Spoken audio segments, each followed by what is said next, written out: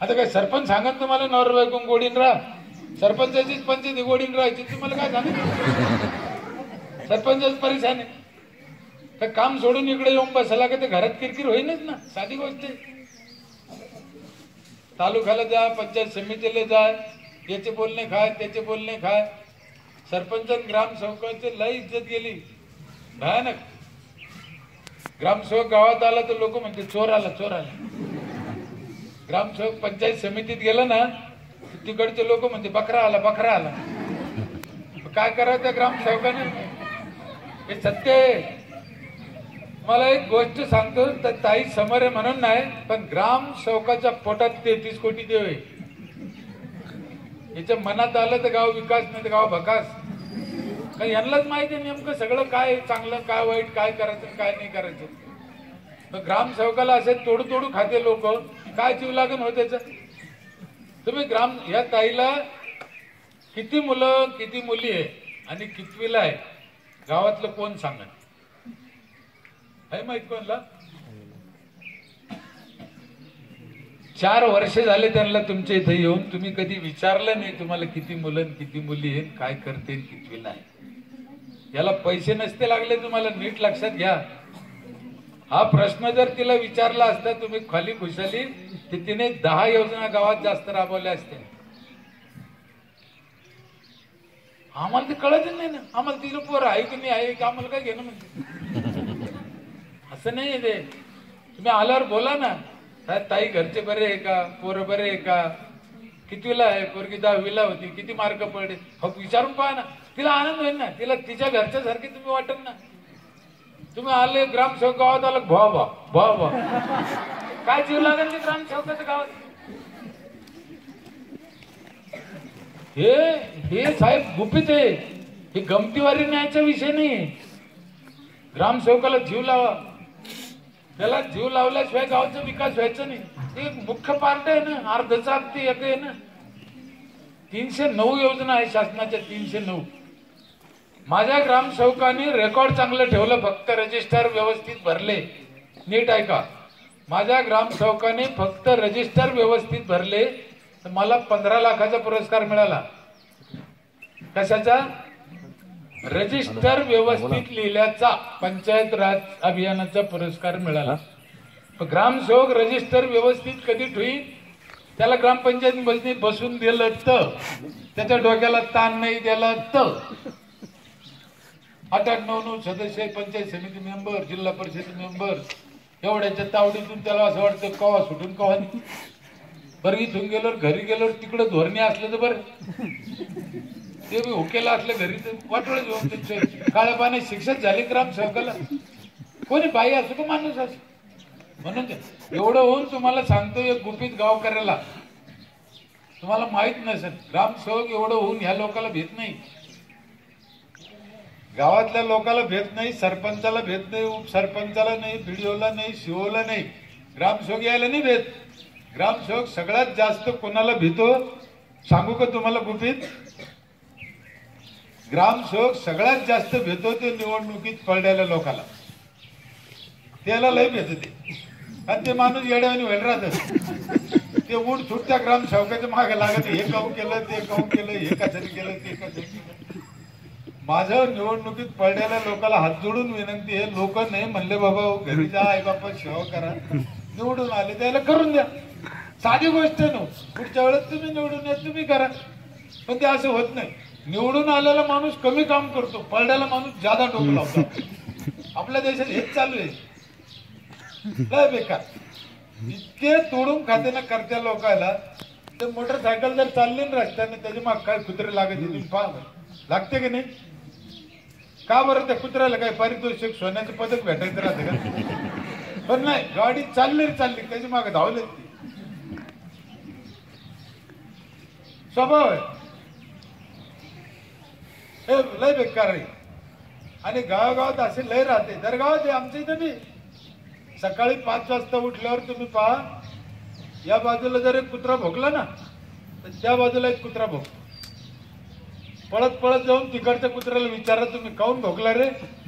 त्याचं उत्तर काय राहील माहितीये?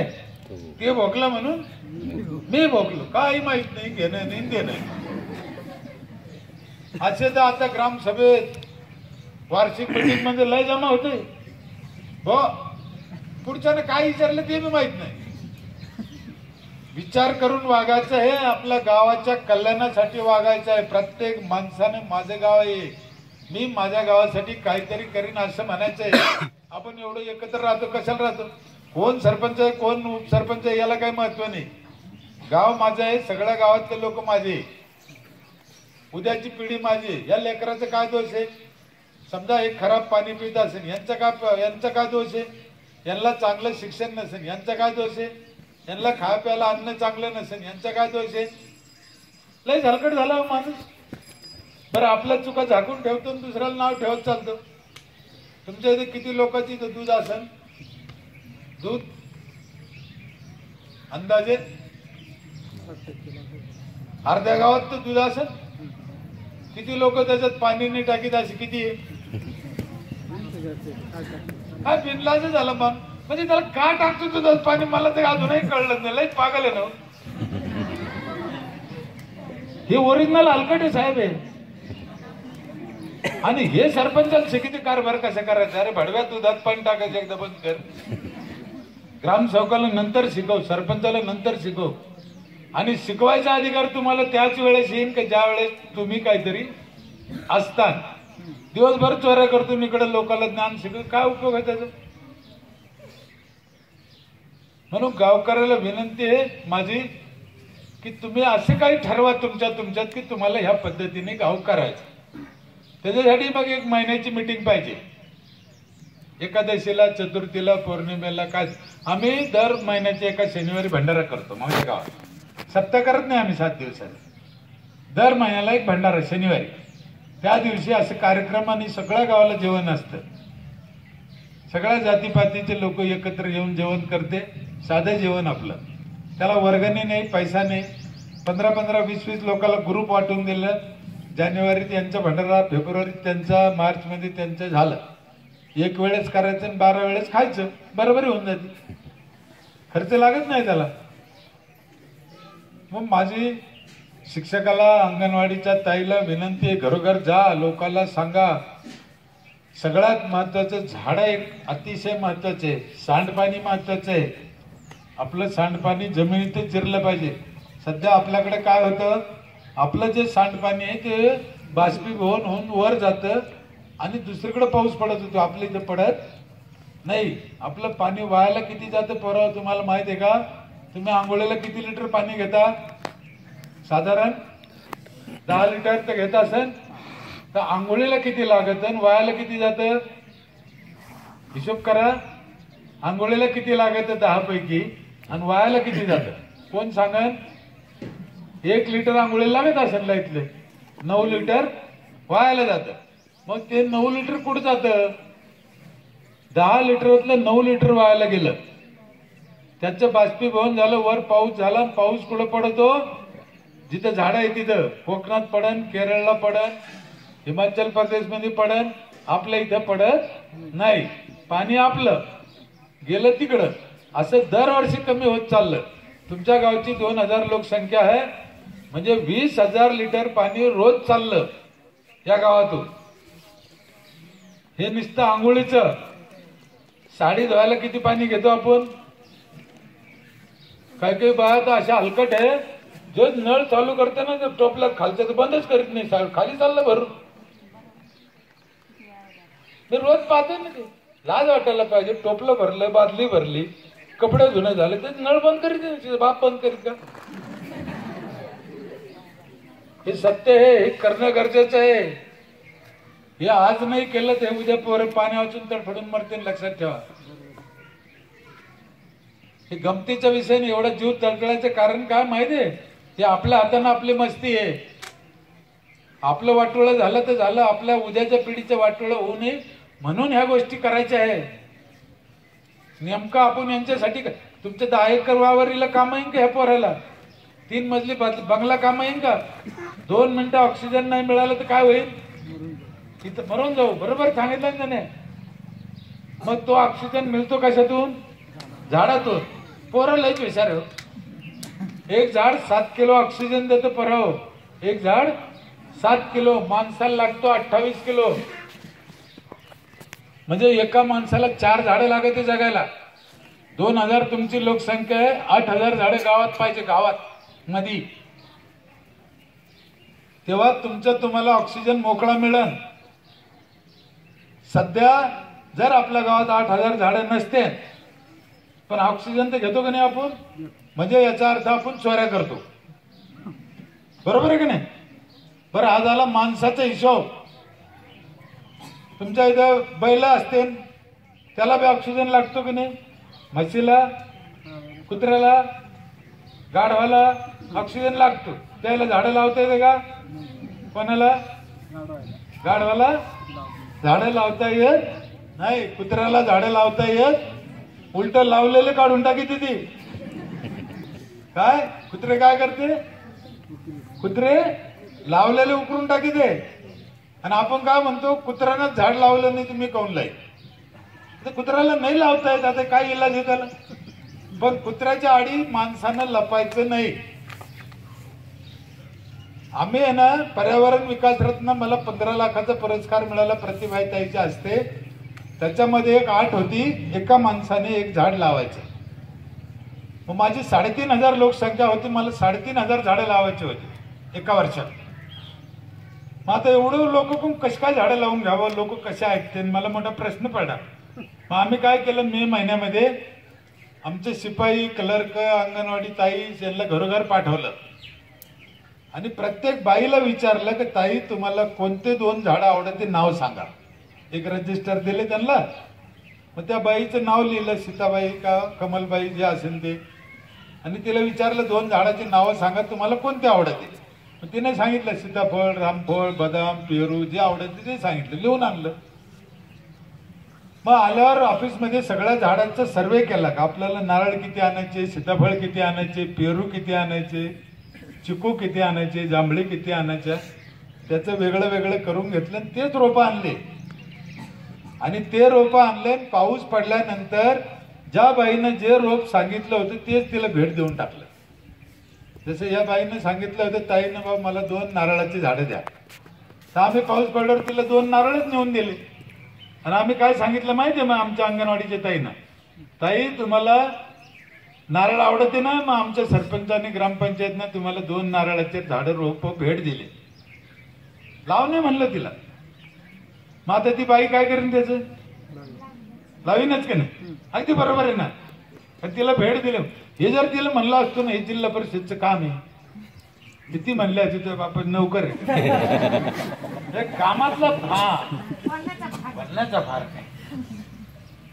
मग हेच करायचंय आपण म्हणतो आम्ही तर बरोबर करतो, मग चुकतो कुठं काय? आता उन्हाळा दिवस आहे, असं तुम्ही चालले कुठं वस्तीवर, रस्त्याने चालले तुम्ही, हायवेला जायचं, रस्त्यात एक वस्ती लागली तुम्हाला. बोलण्यातला फरक म्हणलं आजी म्हणून मी सांगतो तुम्हाला, मला आठवलं. रस्त्यात एक वस्ती आहे, तुम्हाला तहान लागली, दुपारची वेळ आहे, त्या वस्तीवर एक बाई उभा आहे. त्या बाईला तुम्ही म्हणलं आई मला लय तहान लागली, एक तांब्या भरून पाणी देता का? तर ती बाई पाणी देईन का नाही? आई म्हणलं देईन ना. आता आई म्हणजे नात्यानं तुमच्या बापाची कोण झाली? तुम्ही तिला आई म्हणले म्हणजे तुमच्या बापाची कोण झाली? बापाची बायको झाली ना, बरोबर आहे. मग हे जर तुम्ही तिला खरं खरं सांगितलं माझ्या बापाची बायको मला पाणी देते की प्यायला,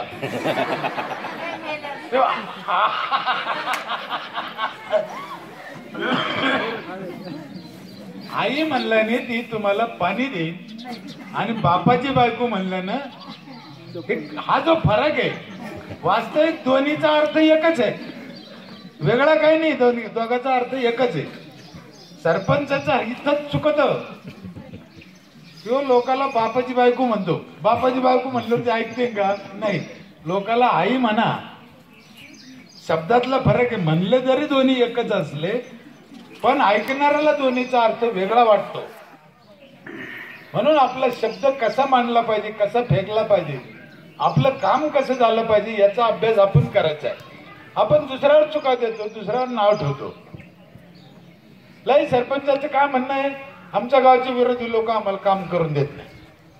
आता खरं सांगा ते विरोधी लोक चांगले नव्हते, नासके होते, हे तुम्हाला माहित आहे ना. आधी फारम भरायच्या आधी मग काय भरला तेच ते पुढे हे 5 वर्ष हे लोक त्रास देणार आहे आपल्याला माहित होत. आणि असं बी ना एखाद्या पिसाळला कुत्र्या संघाकडे उभं राहून चर्चा करीत असते का? गावात एखादं पिसाळलं कुत्रा कोणी जाऊन त्याला थोडी विचारतं भाऊ तू असं काऊन करतो रे, विचारतं का? नाही. त्याच्याकडे दुर्लक्ष करायचं असतं, त्याच्यापासून 4 फूट लांब राहायचं असतं. याच्यातच गावाचं हित असतं. आपलं उलट आहे. तुम्ही पहा गावात माकड आलं ना 10 पोरं त्याची मागे लागली है की नाही. ही माकडच आहे, 10 माकड यायच्या मागे लागायचं नाही, याला कुदळून द्यायचं तिकडे. या फांदीवर त्या फांदीवर आबत्तीन खुद बसतील. पाऊस पडला की निघून जाते जंगलात. ते कधी येते? उन्हाळ्यातच येते गावात पाणी प्यायला. आपल्याला रोज राहायचंय, आपल्याला विकास करायचा आहे. एकदा या 10-5 महिलाला घेऊन या माझ्या इथे, 10-5 माणसं या, तिथे जे काही घडलं ते बघा. खूप गोष्टी आहे. पोराला माझी विनंती आहे, आणि अंधश्रद्धा सोडून द्या. परमार्थ वेगळा, धर्म वेगळा, पण डोळसपणाने करायचं. जसं सांगितलं ना आत्ता गणपतीने काय केलं आपलं ते महादेवाच्या झाडाचं, तसे अनेक परमार्थातले उदाहरण आहे. आपले गाडगे बाबा एकदा नाशिकला आले होते. सत्य घटना आहे. बाळासाहेब ठाकरेच्या वडिलांनी स्वतः पाहिलेली, पुस्तकात लिहिलेली, केशव ठाकरेने. तिथे ते पूजा चालू होती. असं पूजाला ते पाणी करते ना वर, गाडगे बाबांनी विचारलं हे वर काऊन पाणी फेकू राहिलं म्हणे. असं ते म्हणे याच्या बापाला स्वर्गात आंघोळ का. मग गाडगे बाबाने घमेला घेतला आणि असं जोर जोराने इकडे फेकायला लागले पूर्वेकडे. लोकांच्या अंगावर चाललं. पंचवटीत घाट वल्ला होऊ राहिला. लोक म्हणे म्हातारं पागल झालं का, असं पाणी काऊन फेकितो. ते म्हणे मी गव्हाला पाणी भरतो. लोक म्हणे इथं कुठे गहू आहे. ते म्हणे गहू तर माझा अमरावती ते बाबा अमरावतीचे होते. अरे म्हातारा पागल झाला की इथून अमरावतीला कसं काय जाईल पाणी. ते म्हणे त्याला विचारा. असं केलं स्वर्गात जातं, मग अमरावती किती लांब आहे. हे त्याने काऊन सांगितले, का करून दाखवलं? आपल्यासाठी, आपले डोळे उघडायसाठी. शाहू महाराज, सावित्रीबाई फुले, बाबासाहेब आंबेडकर या लोकांनी आपले डोळे उघडायसाठी या गोष्टी करून दाखवल्या. माझी हात जोडून विनंती आहे, परमार्थ वेगळा आणि अंधश्रद्धा वेगळी. श्रद्धा वेगळी. आपले आई वडील वारले, आपण 3ऱ्या दिवशी राग कुठे नेऊन टाकते? तुम्ही गंगेवर नेऊन टाकते. आता खरंच सांगा, ते माणसाचं मटण राख आहे, ते गंगात टाकणं चांगलं आहे का? पाणी खराब होईल का नाही? तेच पाणी प्यायचं.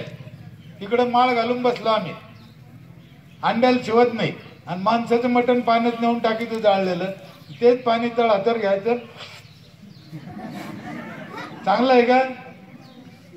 मग प्रश्न असा पडतो, त्या राखीचं काय करा बाबा? माझं असं मत आहे, तिला शेतात झाडाला टाका, शेतात फेका, नाही तर 2x3चा खड्डा घ्या शेतात. त्या खड्ड्यात ती राख टाका, तिथे एक पिपळाचं, उमराचं, लिंबाचं, पिपळाचं, वडाचं झाड लावा. आई वडिलांची आठवण बी राहील. राख जमिनीत जाईल, एक झाड बी लागेल, आठवण बी राहील, पाणी खराब व्हायचं नाही. 2-4 फायदे आहे ना. प्रथा बदला. समाजाच्या हिताच्या ज्या प्रथा आहे त्या बदला. आपल्याकडे लग्न झाल्यावर ती पोरगीला घरात आणते पहिल्या दिवशी, है ना. गृहप्रवेश करायच्या टायमाला काय करते? इकडे काय करते? काय करते पोराव, तुम्हाला माहिती आहे का? तांब्या ठोकरी ते सगळं बायाला विचारा, काऊन ठोकरीला माहितीये का? कोणाला माहितीये का काऊन ठोकरीला? नाही, एकाला माहित नाही. मागची ना ठोकरीला म्हणून पुढची ठोकरी.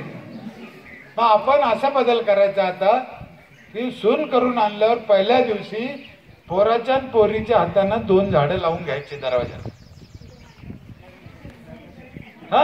ते झाडं मोडन का? पोरा पोरीनं पहिल्या दिवशी एका खड्ड्यात 2 रोप लावल्यावर ते रोप मोडते का? नाही मोडायचे. आता तुम्हाला कोणी विचारेन त्या दिवशी, अरे काऊन करू राहिले तुम्ही असं? तर नाही म्हणा, लग्नाच्या दिवशी 2 झाडं लावाच लागते, तर मागची बी लावायला लागले, समजून घ्यायचं. असं प्रथा बदलं ना. ज्याला कळण त्याच्या लक्षात येईल. मला माहित नाही, लिंबाचं आणि उंबराचं झाड लावा. कशाचं? लिंबाचं आणि उंबराचं लावा. आपल्याकडे त्रिगुणी म्हणून एक प्रकार आहे बघा, त्याच्यात आणखीन एक झाड कशाचं असतं? पिंपळाचं असतं. लिंबाचं आणि उंबराचं तर आपण लावलं. हे लिंबाचं आणि उंबराचं झाड जर आपण लावलं तर पिंपळाचं झाड तिथं ऑटोमॅटिक उगवतं. याला लावायची गरज नाही. फक्त ते लिंबाचं आणि उंबराचं झाड तुम्ही प्रेमाने तिथे लावा, पिंपळाचं झाड तिथे ऑटोमॅटिक उगल. याला शास्त्रीय कारण आहे. कारण पिंपळाचं झाड जे आहे ते पाखराच्या विष्ठेतून उगतं, त्याला लावायची गरज पडत आहे. ती त्रिगुणी तयार होईल तुमच्या दर्जात. सुकन्य राहा. लय प्रथा आहे हो असे बदलायला. कितीतरी गोष्टी आहे आपण पाहतो, शिकतो. महाराजांनी सांगितलं वृक्षवल्ली आम्हा सोयरे, हरिपाठातलं घ्या, भागवतात घ्या, गाथ्यात घ्या, पुस्तकही वाचा. मी जे ग्रामगीता दिली एका ताईला, त्याच्यात सगळा गाव विकास कसा करायचा लिहिलेला आहे. त्याचं बी कधी गावकऱ्यांना पारायण केलं 10-5 जणांना लक्षात येईल. आपल्याला शिकायला खूप गोष्टी आहे. नाटक, सिनेमा, गाथा, गीता कशातून बी चांगलं मिळतं, पण आपण घेत नाही ना. घेतलं बी तर सोडून देतो. अहो पिक्चर मध्ये सुद्धा चांगल्या गोष्टी शिकवल्या जातात, पण आपण पाहत नाही. आता हे पोरं बसले ना, तुमच्यापैकी सैराट पिक्चर कोणी कोणी पाहिला? कोणा ते मागच्या पोराने, बरं तो बी पाहिला, सगळ्यांनी पाहिला. मी तुम्हाला एक प्रश्न विचारतो, मला कोण उत्तर देतं बरोबर पाहिन. मी ग्रामगीता देतो, एक भेट केला इकडे घ्यात आहे, एक ग्रामगीता देतो. सैराट मधला प्रश्न म्हणल्यावर तुम्हाला उत्तर यायला पाहिजे. तिकडे आहे ना ते परशा आणि आर्ची कर्नाटकला जाते है ना. आठवण करा, लग्न करते त्या म्हातारीची तर राहते भाड्याने घेऊन खोली, बरोबर आहे ना. ज्याला येईन तर त्यानं वर हात करायचा, उत्तर सांगायचं नाही. आता तिथे राहिल्यानंतर दुसऱ्या दिवशी त्यांना नाश्ता करायचा होता परशाला आणि आर्चीला. मग ते गेले रोडवर, ते हातगाडीवर वडा खाल्ला, वडा सांबार है ना, आठवतं ना. परवा वडा खाल्ला, मग आर्चीला पाणी प्यायचं होतं. मग त्या हातगाडीवाल्यानं मग्यात पाणी दिलं आर्चीला, घ्या म्हणे. आर्ची पिली का? नाही पिली.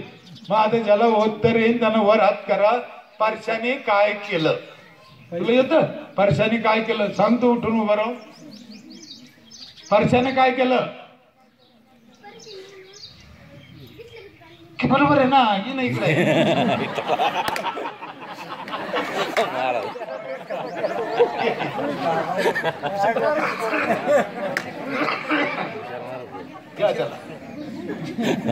परशाने काय केलं? तुझं नाव काय? ओम. परशाने काय केलं म्हणे? इकडे तोंड कर. बिस्लरीचं दिलं. तुझ्या गावची परशी काय करते? बिस्लरी देते का? बरं तू काय करशील? तुझ्या आर्चीला कोणतं पाणी देशील? तू मग्यातलं देशील का बिस्लरीचं देशील? बिस्लरीचं दे.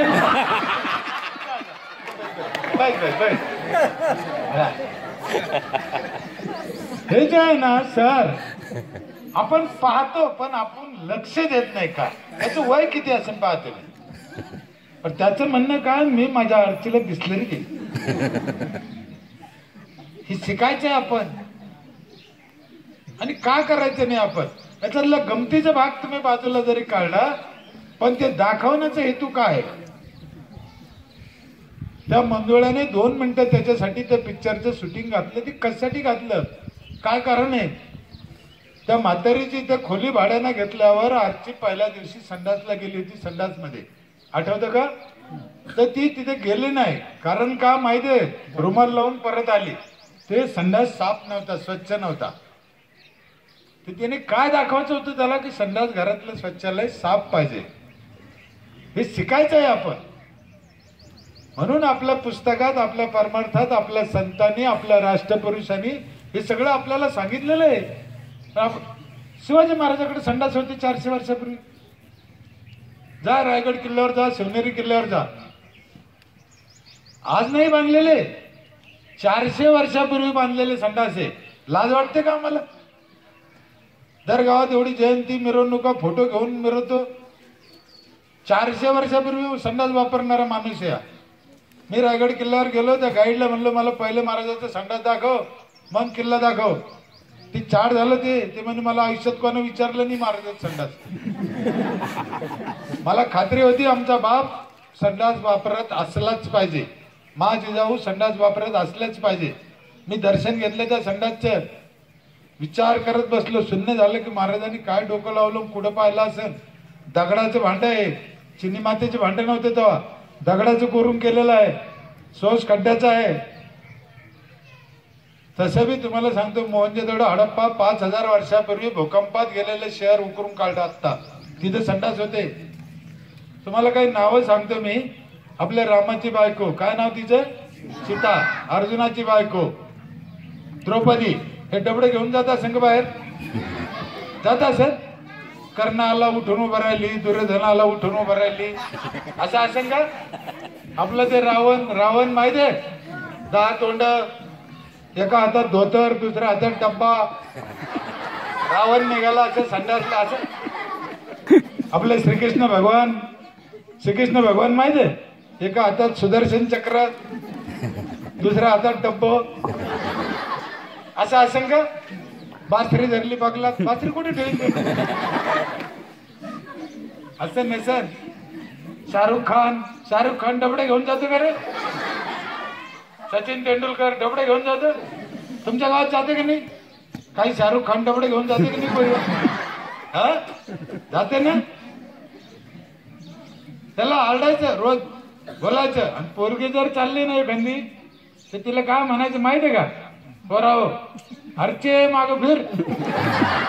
काय म्हणायचं, ती गेलीच नाही पाहिजे दुसऱ्याची. आणि पोरग बी चाललं ना तर पोराला बी तेच म्हणायचं, शाहरुख पिछे हट जा. जायचं नाही. ते लय घाण आहे. आपला गमतीचा विषय नाही. आपलं आरोग्य, आपलं पाणी खराब झालं.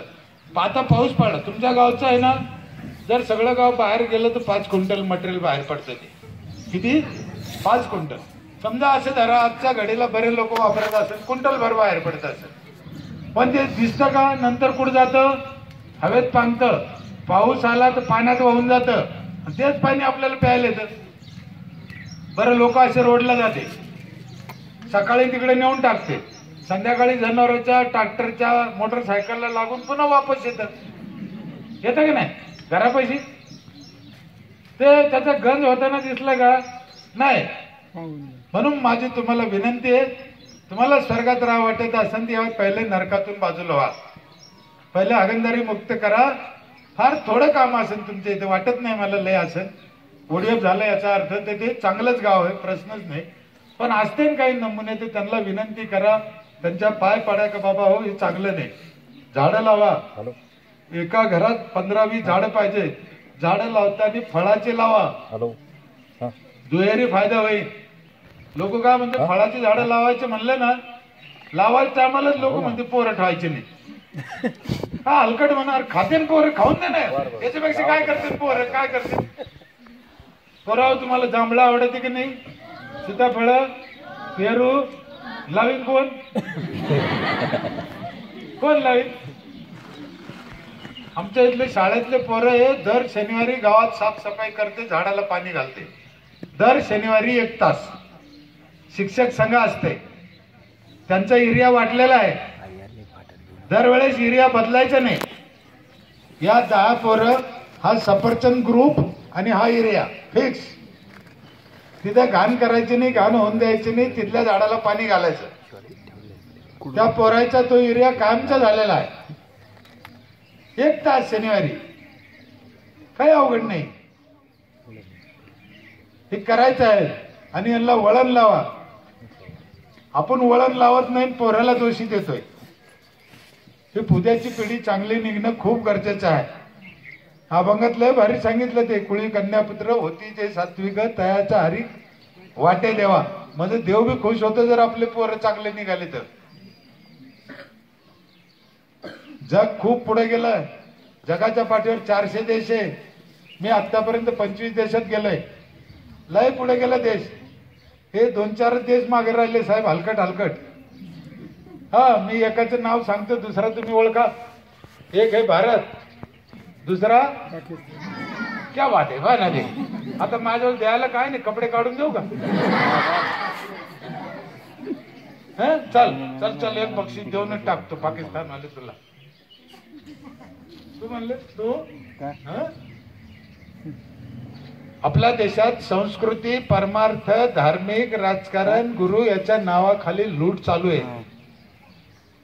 आणि ती लूट करणाऱ्याला नाव ठेवत नाही मी, तुम्ही बी ठेवू नका, पण आपली त्याच्यातून सोडवणूक करून घ्या.